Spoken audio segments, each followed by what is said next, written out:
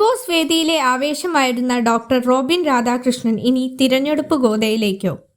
കൊല്ലം ജില്ലയിലെ BJP സ്ഥാനാർത്ഥി പട്ടികയിൽ റോബിന്റെ പേര് മുൻനിരയിലുണ്ടെന്നാണ് പുറത്തുവരുന്ന സൂചനകൾ. കൊല്ലം, ചാത്തന്നൂർ, കൊട്ടാരക്കര മണ്ഡലങ്ങളിൽ ഒന്നിനായിട്ടാണ് BJP റോബിനെ പരിഗണിക്കുന്നത്.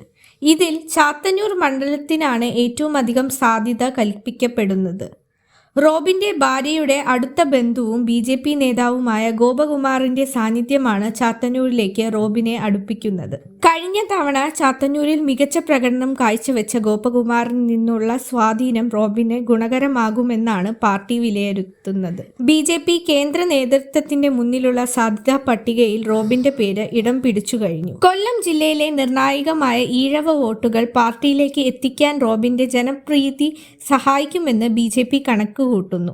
യുവാക്കൾക്കിടയിലുള്ള റോബിന്റെ ഫാൻ ബേസ് വോട്ടായി മാറുമെന്നാണ് പ്രതീക്ഷ. ഡോക്ടർ മച്ചാൻ നിയമസഭയിലേക്ക് എത്തുമോ? കൊല്ലത്ത് താമര വിരിയിക്കാൻ റോബിന് കഴിയുമോ?